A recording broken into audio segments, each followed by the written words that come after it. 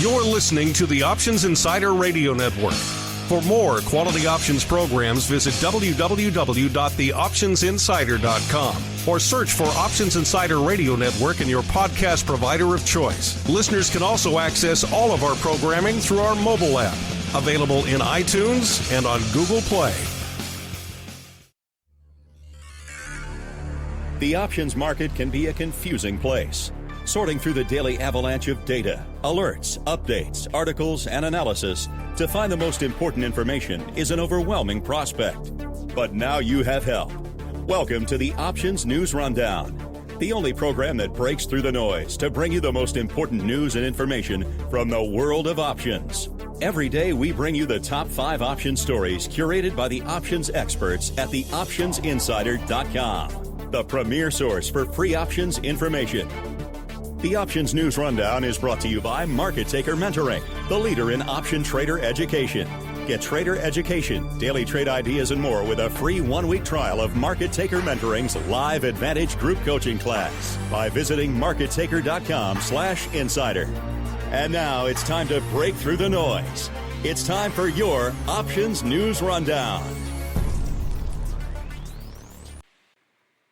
Good morning. Today is Monday, June 4th, 2018. This is your Options News Rundown.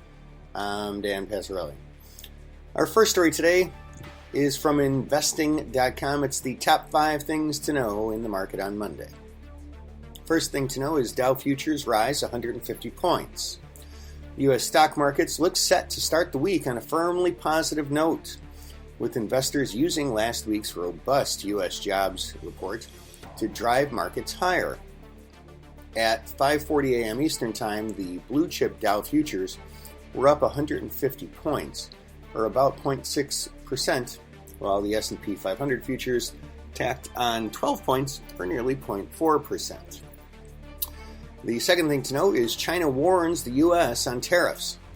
China warned the United States on Sunday that any agreements reached on trade and business between the two countries will be void if Washington implements tariffs and other trade measures as the two ended their latest round of talks in Beijing. The world's two largest economies have threatened each other with tens of billions of dollars worth of tariffs in recent months, leading to worries that Washington and Beijing may engage in a full-scale trade war that could damage global growth and oil markets. With a lack of major economic reports and earnings news, markets could focus more heavily on trade-related headlines in the coming weeks as President Donald Trump prepares to meet world leaders at the G7 summit in Canada. The dollar pushes lower as U.S.-China trade tensions weigh.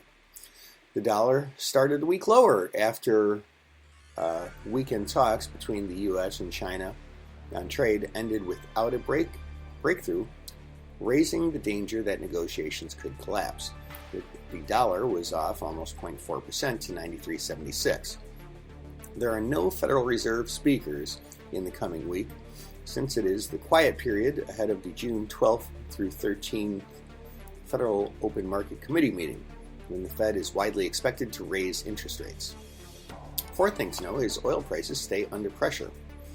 Oil prices got the week off to a lackluster start, as rising U.S. crude production and expectations that OPEC members will raise supplies remained in focus. U.S. West Texas Intermediate WTI crude was down 12 cents or 0.2% at $65.69 a barrel, sitting around its lowest since April 11th. Brent crude futures were down 35 cents or around 0.5% at $76.43 a barrel.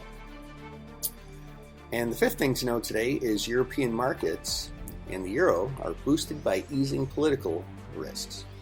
European financial markets extended their recovery rally, boosted by signs of easing political risks in Italy and Spain.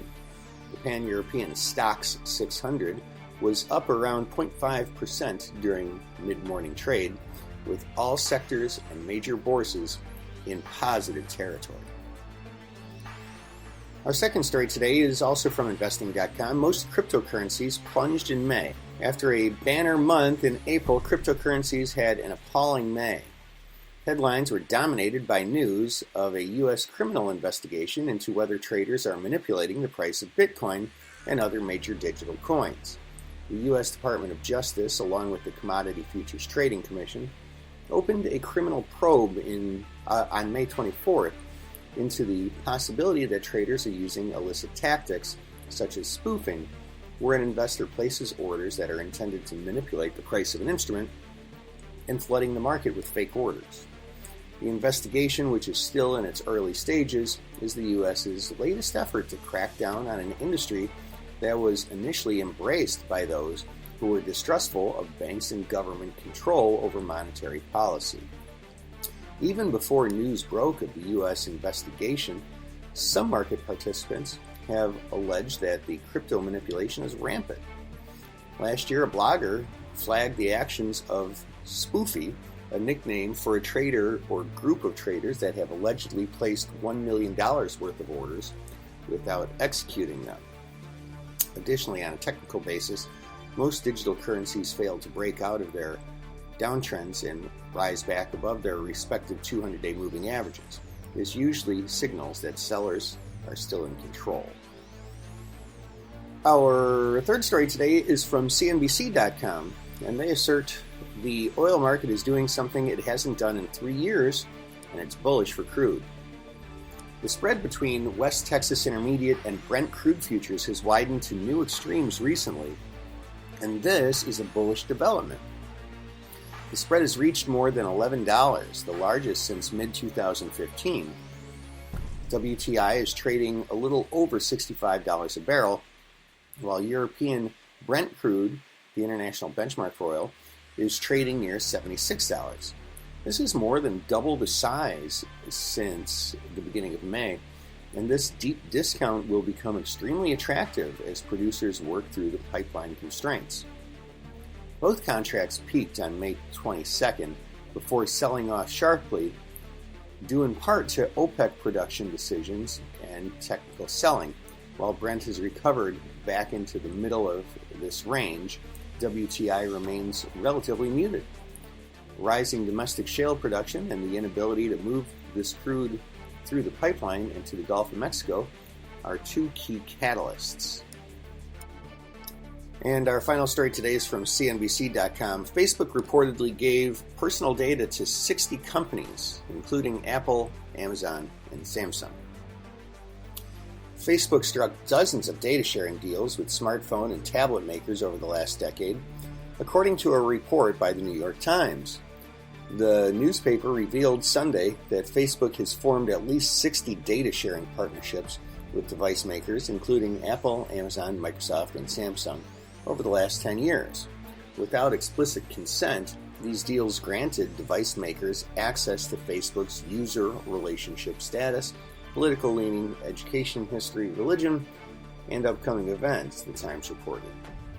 The embattled social media giant is already facing intense scrutiny from lawmakers, regulators, and users around the world over its handling of personal data and the subsequent steps it has taken to protect user privacy. And that, ladies and gentlemen, is news you can use. For today, June 4th, 2018, your Options News Rundown. I'm Dan Passarelli, Trade Smart, and have a great week.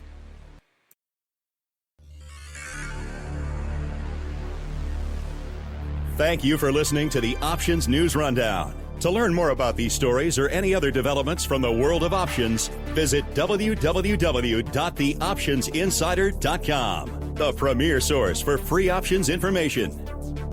The Options News Rundown is brought to you by Market Taker Mentoring, the leader in option trader education. Get trader education, daily trade ideas, and more with a free 1-week trial of Market Taker Mentoring's live Advantage group coaching class by visiting markettaker.com/insider.